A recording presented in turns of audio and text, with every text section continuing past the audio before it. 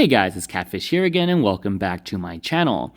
Obviously I got a lot of gameplay here to analyze, so I feel like the best way to handle this is to start from the first one. So I'm gonna kind of talk about this. I'm not gonna go on a script. I'm just kind of talk about what I'm thinking about, and hopefully show you how some decisions can lead to better outcomes as opposed to other decisions. So the game starts off as any other game would start off with the plane taking you on a dedicated plane path. One of the very first things, if you're playing with a squad, is ask your team where they want to jump. So just taking a quick look at this particular plane path right here, you can see that the plane is flying from this direction to this direction, right? So a few things right off the bat. You know that usually players will like to jump early on because players are impatient. They want to grab guns, they want to shoot right away. So that means any of the areas on the left of this line, like around this area, will be a hot drop. And what hot drop means is that it's going to be very intense. A lot of players are going to jump that area, and you're going to expect a very heavy firefight. The other thing you need to notice is that where are the other hot drops? For example, you have Midstein, which is known to be a very important city. You have Eastport, which has a lot of loot. And you have this interesting city right here called Blomster, that is encased in a advanced supply zone. So that yellow circle means it's an advanced supply zone. So what that means is that the loot there is a lot more. You'll find more coins. So there's going to be a lot more players going there. So the fact that Blomster is in the advanced supply zone and it's an early jump, means that you can expect a lot of players there. So let's say about 30% of people jump here, and maybe, let's say, 10% people jump here. You get a significant of people that will jump here, maybe 20%, and then whatever remaining people will most likely jump Eastport. So what does that tell you? That tells you that if you jump any area to the below my red line, so like power plant, aqueduct, let's say if you go as far low as like logistics center, or past, let's see, how do I move this? Or like past above my red line here, like Estate, Stable, Rose Farm, and Iceborg, you will be relatively safe. So these areas, I call them cold drops because they're not as hot drops. So I just want to point that out. So depending on how your team wants to play, it's a very good idea to ask your team at the way beginning, just, hey, where do you guys want to jump? Do you guys want to jump hot, or do you guys want to jump cold? So these are the kind of things that a team leader should be thinking about, because you don't want to be like, thinking to yourself, I want to jump Midstein, and then half your team wants to go to like Iceborg and play it safe. And then when the time comes and you jump Midstein, it turns out you're jumping by yourself. Right? And then now all of a sudden you're in a solo versus squad situation in one of the hottest cities on Livik, right? So team coordination is very, very important in in trying to lead a squad.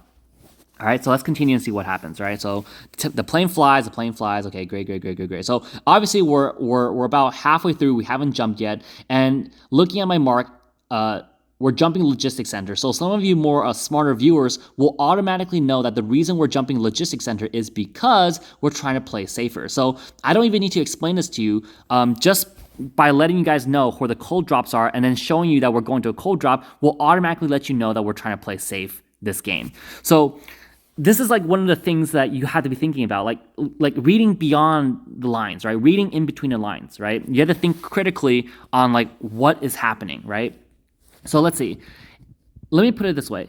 If we touch down right here at this church and a team has landed with us, it is most likely because they are also trying to cold drop. They're not looking for a fight. They're also looking for weapons and just trying to play it safe for now.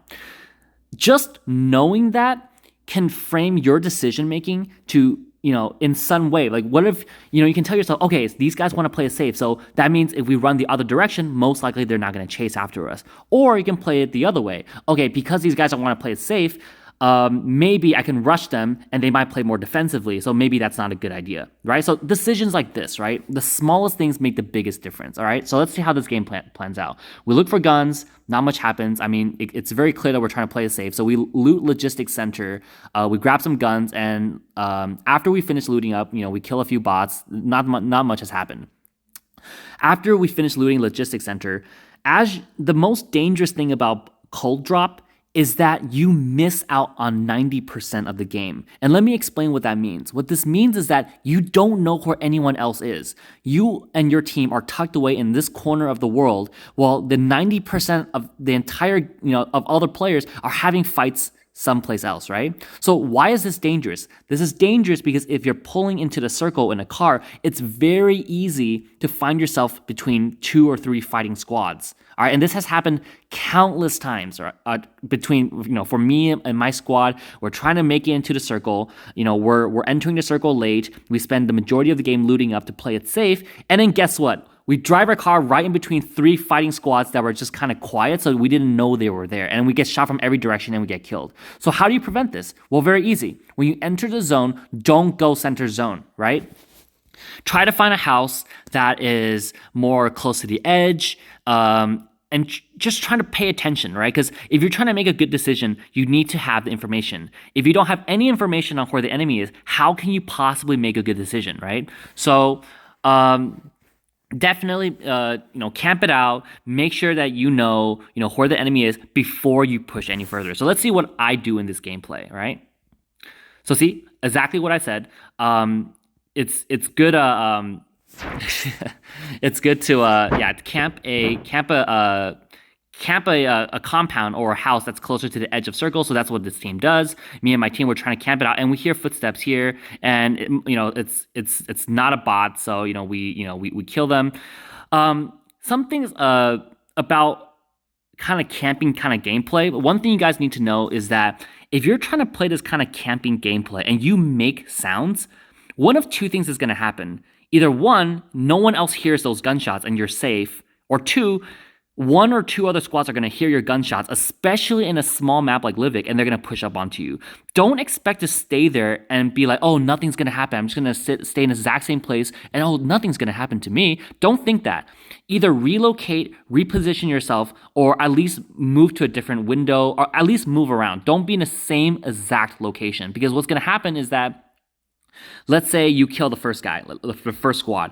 A second squad can easily push up to an angle to hit you because they're the third party and then score the headshot. And now once they've scored the headshot, they can push up, and then your team is possibly squad wiped, right? So after we score the kill, we try not to stay here for too long. But before we're able to move out, exactly what I said happened.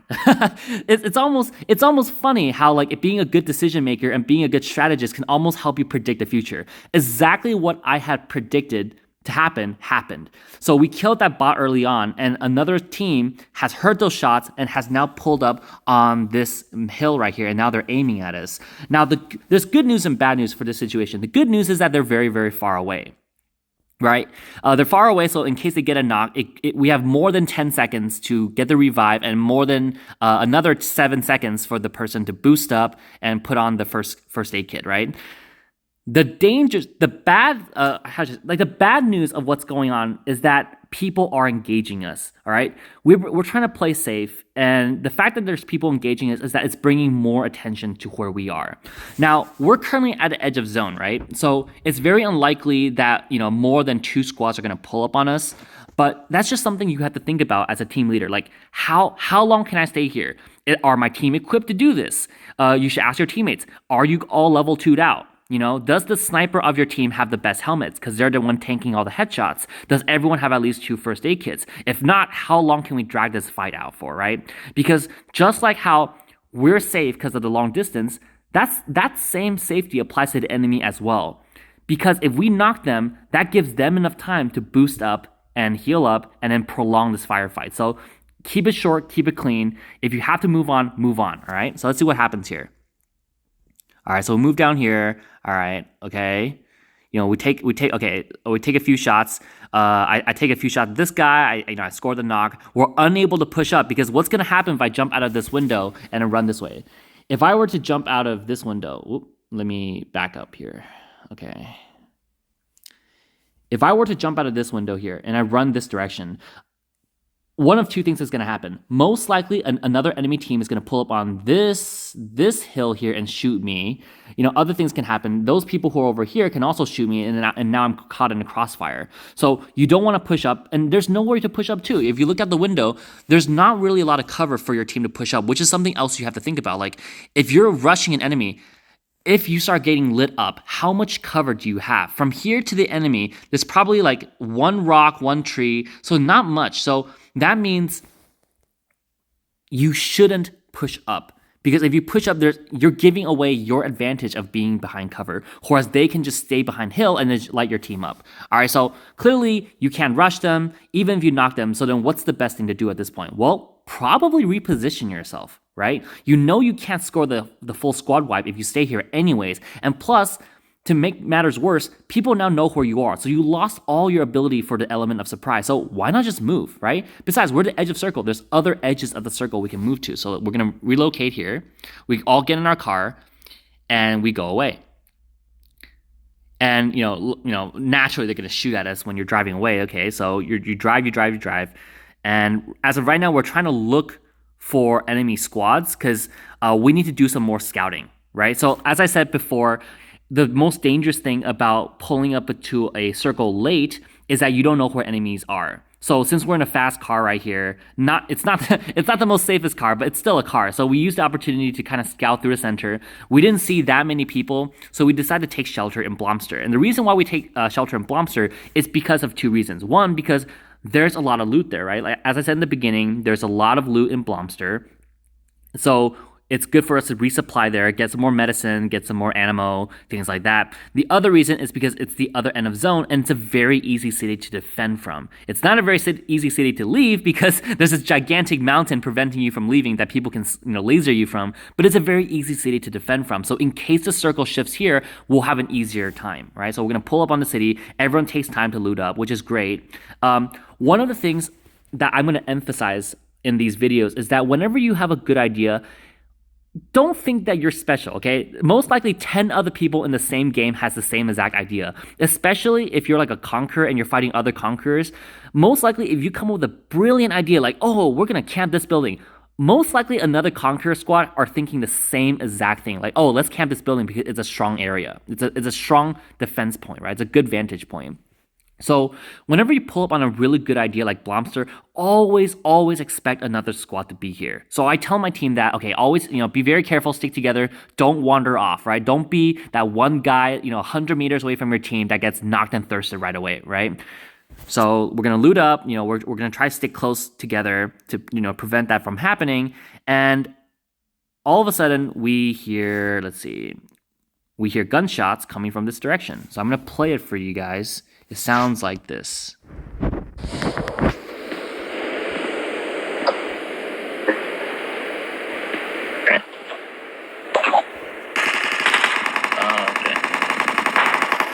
Okay, so many things just happened. So it seems like a very short clip, but actually a lot of things just happened. Like there's a lot to unpack here. For one, the zone just shifted. We are now at the edge of zone, which means all the enemy that is left in the game are most likely going to be in front of us. That already gives you a few advantages and disadvantages. The advantage is that, great, you don't have to look behind you. But a disadvantage is you're no longer the center of the circle, so in case the circle shifts, you most likely will have to move up, right? Because you're not near the center of the circle. Most likely, you won't be in the zone when the circle shifts. That's what it means, right? But there's good news. The good news is that, again, like I said, all the enemies are in front of us. And like I see right here, there's 3 enemies, right? There's one, let me find my pen. There's one right here. There's one right here. One just died, and there's one right here. So what do you do at this point? Do you just shoot without warning? Do you just open fire? Well, no, right? You have to wait to see what happens. Clearly, you weren't the person who killed this guy. So who did, right? You have all these questions. If you were to open fire right now, how do you know that the enemy that killed this guy doesn't have a drop shot on you, right? So don't open fire right away. Wait to see before opening fire without thinking, right? So you got a team right here. But looking at how many people are left alive in this game, there is a total of 15 people alive. So you got 3 in front of you, right? And there's 4 people on my team, including myself, right? So that's 7, right? That means there's still 8 people alive in this game that you don't know where they are. Most likely, they're probably in this temple, right? So that's good. That means knowing this, then you do have the ability to open fire on these people. And most likely, that's probably what we end up doing. We just open fire on these people. So let's see what happens. Enemies ahead! Always mark the enemy before you shoot. Just because you see the enemy doesn't mean your teammates also see them.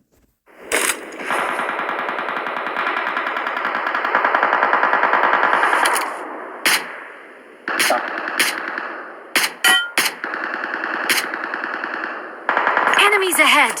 Okay, so I've opened fire with my suppressed AK, so now enemies know where I am. The enemy that's on the hill right now find themselves in a very bad position because not only are they being shot at from this pyramid here, they're also being shot at by me. So now they are sandwiched in between 2 enemy teams. If you are ever found in this situation, you are 90% screwed. Always reposition immediately. Do not try to fight both teams at the same time. You will lose, statistically speaking. If you're sandwiched between 2 teams, get in a car or throw some smokes. Try to get out of that situation so it forms a triangle, not a sandwich, if that makes sense. I'll draw it out. So let's say you are here and there's a team here and there's a team here. Either move up or move down. Don't stay in between 2 enemy teams because you're gonna get sandwiched, you're gonna get destroyed, right? So if there's a team here, there's a team here, and you're in the middle, move up here so all of a sudden you can form like a triangle. So it's always 1v1v1, like a squad versus a squad versus a squad, instead of you being fighting 2 squads. All right, does that make sense? So let's see what this team does. Okay, so very interesting. They've chosen to fight us. So again, like I said, that's a very bad idea because sure, they might be good players, but statistically speaking, it's a very bad idea to try to fight 2 squads because the numbers are simple. 8 is greater than 4, right? 8 players is stronger than 4 players. All right, so let's see how this pans out.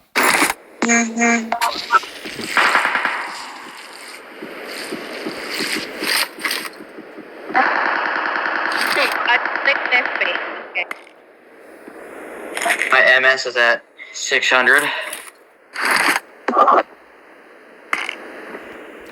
I checked the zone and I instantly noticed that we're not in zone. So looking at the map right now, it's clear that the enemy has the advantage. We are not in zone, and I don't know if you remember, but one of the things I said just about 2 minutes ago is that Blomster is a very easy city to defend from, but it's a very hard city to leave. And why is it hard to leave? Well, because it just so happens that this mountain right here, and this mountain right here, and this mountain right here can completely light anyone up who tries to leave. There's not a lot of cover for you to leave, so if you find yourself in a Blomster and you have to leave, the easiest way to leave Blomster is not to go through the middle of the street, because that's, you're just gonna get lit up, right? Like, it's common sense. Don't run through the middle of the street, guys.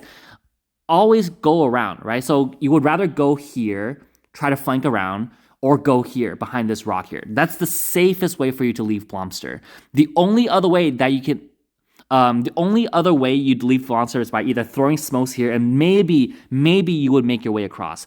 Only do this if you're absolutely desperate and you're short on time. Like, for example, if the zone is right behind you and you know the enemy's not looking at your direction and you have extra smoke grenades to spare, right? But normally, if you're trying to make it into zone and you have the time, go left or go right. Don't run through the middle because that mountain will screw your team up, all right? We could just, if we just push right, maybe.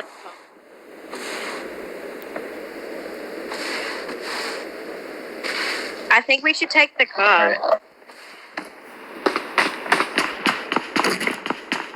Okay, very interesting. There's some team discussion going on here. Number 3, by the name of Marine on my team, recommends that we should just rush. So just run across the street and just run for it. So as I previously discussed, it's a very bad idea because there's 3 points of attack that you can get lit from, 3 angles you can get lit from. Number 4, who goes by Queefy on my team, recommends that we should take the car. And in this case, in this scenario, because if you look at the timer, there's only 24 seconds left, taking a car is the better decision, all right? Because not only will it get you to the zone sooner, but because you can't run into zone in just 24 seconds. You don't run that fast. The other reason is because cars provide you cover.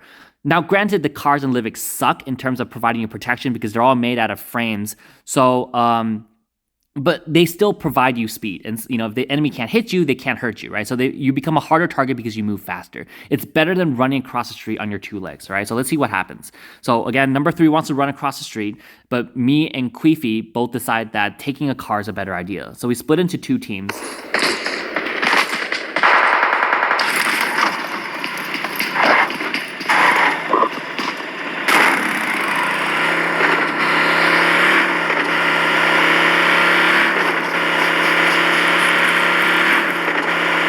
And just like that, even though getting in a car takes time, cars travel so much faster than a human running on 2 legs that it's so easy just to pass by.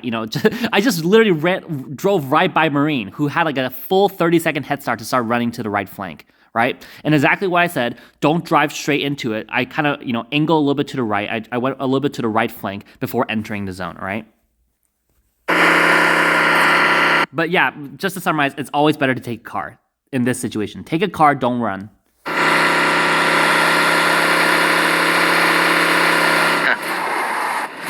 The reason I decided to park a car here is because there's a hill right here.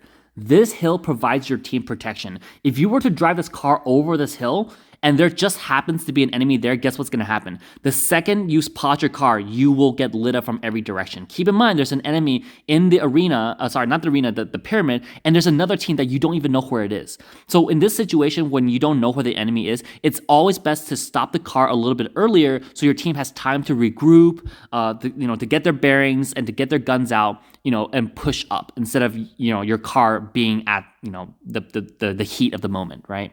All right, so let's see what happens. I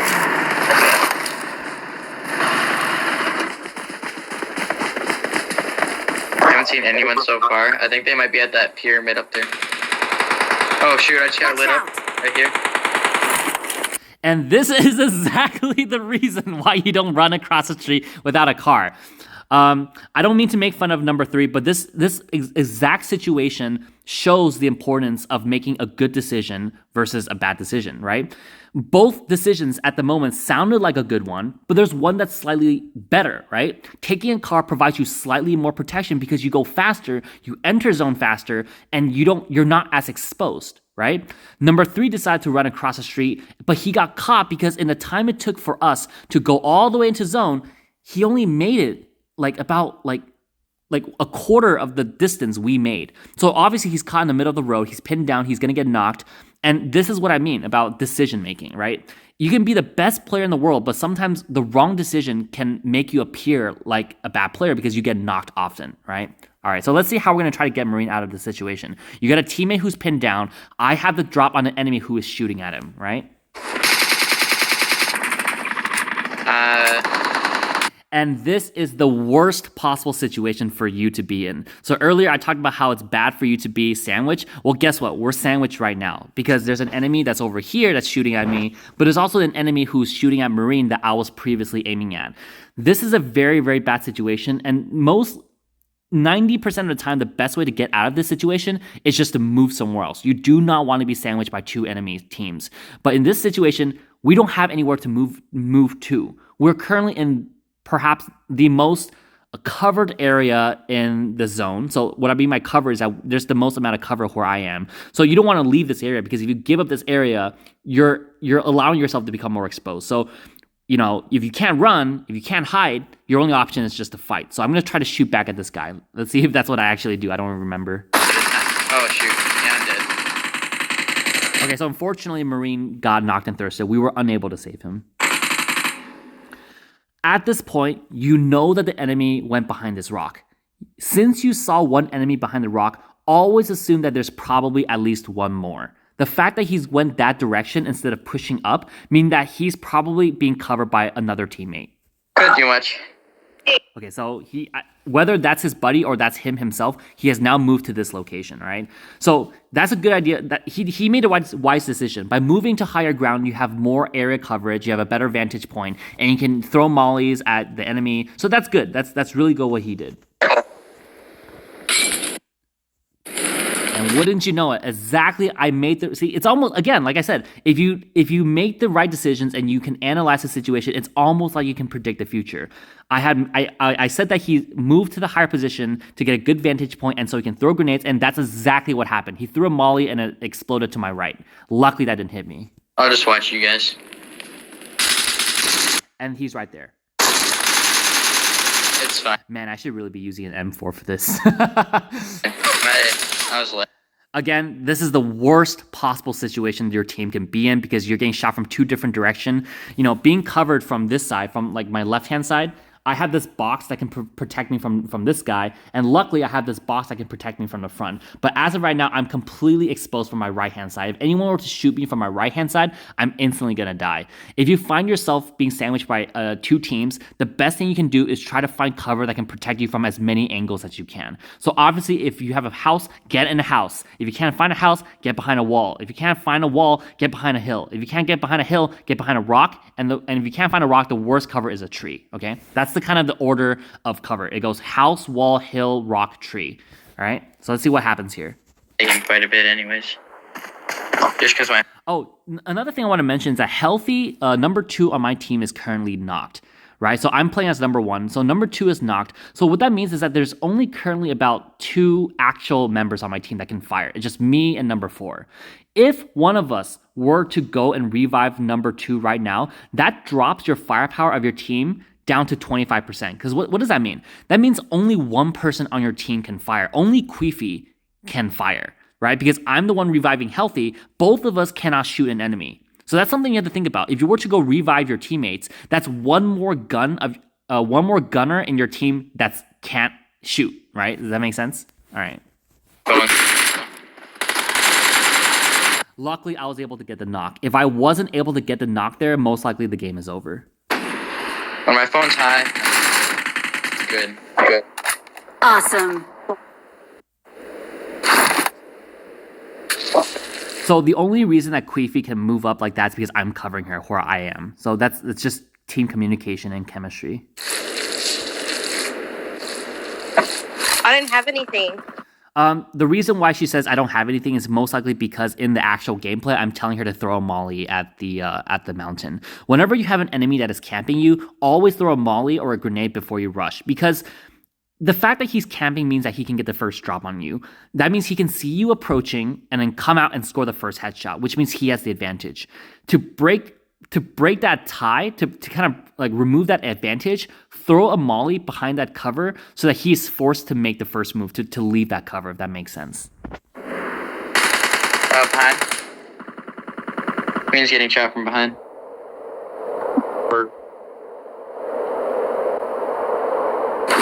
Awesome. Just like, you could just nade it around. So the reason I'm throwing grenades is because it's obvious that this guy is trying to look for an opportunity to light me up and, probably throw a grenade at me. The other reason is because there's an enemy to my right that is still, invisible to us right now. We don't know where he is.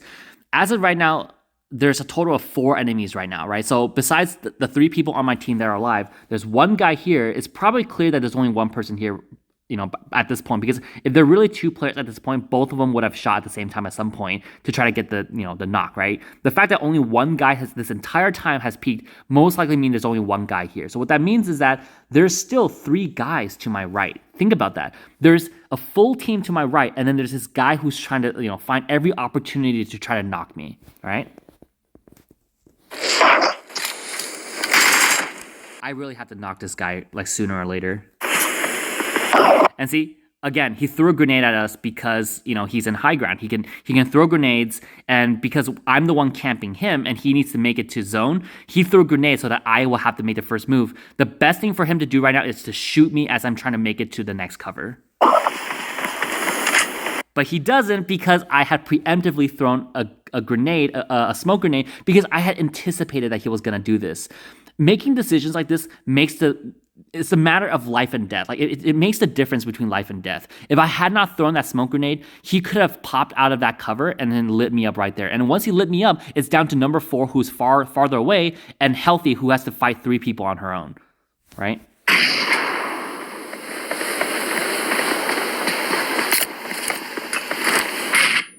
So that's very, very unlucky that another grenade actually manages to knock me. When you're in a very tight fight, you want to revive your teammates as fast as possible because the more guns shooting on your team, the more likely you are to succeed. Oh, that's unfortunate. Yes, it is very indeed unfortunate.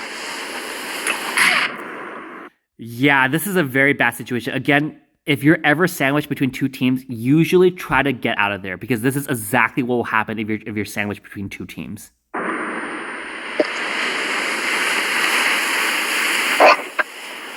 gonna have to rush. Awesome.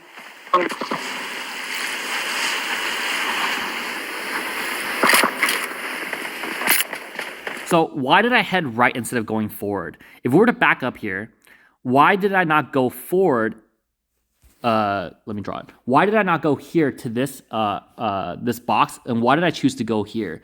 The reason is because we don't know where the enemy is, right? If I were to go here, then the guy from my left can shoot me here. But on top of that, this person can shoot me here. So that's an angle that, you know, that's not a good angle, right? However, if I were to push this way, at the very least, this piece of log here can protect me from this guy shooting at me from the left. So it's kind of like kiting the enemy. Decisions like this, right?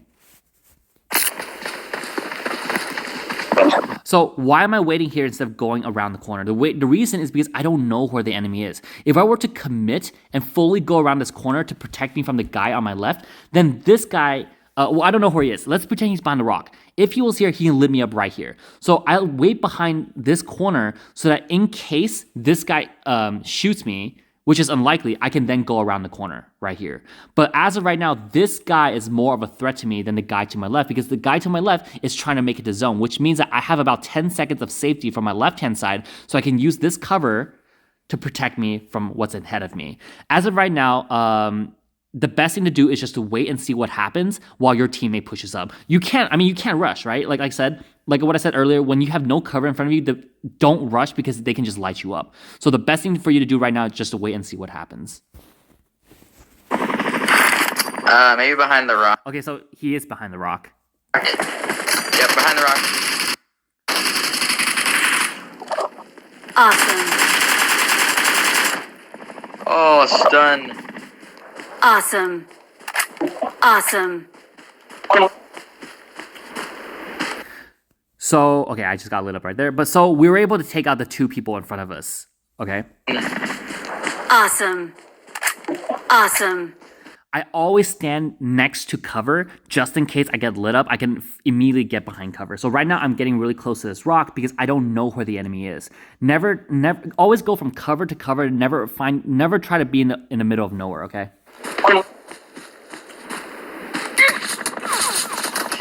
Okay, so just like that, I didn't know where the enemy was, and now I know because, you know, he shot at me, and now I know which direction he's at, and now I know how to position myself behind this rock to protect me from the enemy. No. One at 80.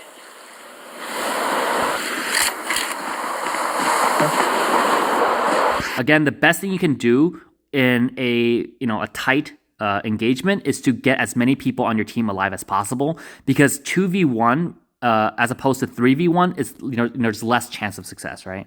Watch out, you might get chopped in there. If you're pushing right. The danger of healing like this is that enemies can easily land a Molotov behind the rock where I'm currently hiding. If they land a molly where I'm currently at, the game is over because I'm gonna get lit up. There's really nowhere for me to go except backing up, but the zone is right behind me, so I can't really back up. Right? Also, enemies can be over here. If the enemy's over here in any of this region, they can shoot me here, right? So if you're hiding behind a rock trying to revive, I'm making a mistake here. The best thing to do is actually to push closer to the rock so the person to the right can't really hit you. The reason I made this decision to heal right here and now is because I wanted to get the revive as soon as possible. I knew that if we were to move up to this rock, that would have wasted 3 or 4 crucial seconds for me to get the revive. And sometimes those 3 or 4 crucial seconds makes all the difference. Actually, no, right? He's in zone. He's just trying to hold it. I mean, at this point, it's only one guy left. So there's not going to be anyone to my right-hand side, but that's just something you should think about, right? And again, when someone's camping you, always throw a grenade first. Remove his advantage by camping you, right? Like, take that advantage away by throwing a grenade behind the cover that he's hiding behind. Awesome.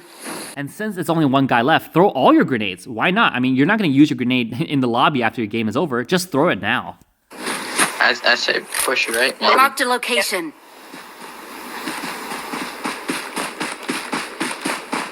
One person push left at least, yeah. Oh, there he is. I just think I see him behind that rock. So I thought he was here. He wasn't here. So that's dangerous for two reasons. One, that's not the enemy. And two, so where is he, right? Where is he? He's not here. So that means I actually don't know where he is. And I am now in a place without any cover. So I can get lit up now. Okay. Luckily, I got a hit marker, so I now know I now 100% know he's in the smoke, right? So I'm gonna spray here, try to get as many, damage as possible to weaken him, right? Awesome. I mean, at this point, it's 3v1. The game is already over. Like, it's very unlikely that this guy can, like, single-handedly kill the three of us since we're all spread out. We're not going in from the same direction. Even if he grenades one of us, the other two can still shoot. So in this kind of situation, it's always good to, spread out, try to find cover. So Queefy and Healthy right now, number 2 and 4 are not behind cover right now. So that's kind of dangerous where they are. I'm behind a tree. So in case he does pull some, like, trick up his sleeve, I'm still safe, right? So again, that's very unfortunate that she got knocked out. As of right now, the worst thing that can happen right now is if Healthy goes into the smoke and he is using the smoke as cover and he knocks Healthy. If he knocks Healthy, this 3v1 has just became a 1v1. And that's terrifying because that means this guy has the ability to take out two people rushing him at the same time. And now this guy is now going to be fighting me. So usually, if you're going to be push together with your team, but if the enemy is smoking up like this, again, throw your grenades because, again, what do you always do when an enemy's camping you and using cover? Throw grenades, right? So that's what you should do. Oh, no, MT49. Awesome. Luckily, he made a crucial mistake and he leaves his cover. If he had stayed in the smoke, he had a higher chance of killing Healthy at a close range, and then now it becomes a 1v1. But because he jumps out of the cover, he now has to deal with me, and then Healthy, can shoot him, right? Oh, yeah. Good job. Nice job. He most likely jumped out of smoke because he was low HP, and then Healthy probably was going to kill him anyways. So, he probably didn't have a chance anyways. But anyways, I hope this was helpful. I hope it's not too long. This is the very first video I'm going to make that is kind of like this. If it's too long or if it's too boring or if I didn't, if there's something you didn't like, just let me know down in the comments and I will address it in the next video. Anyways, thanks for watching. I'll see you guys in the next one.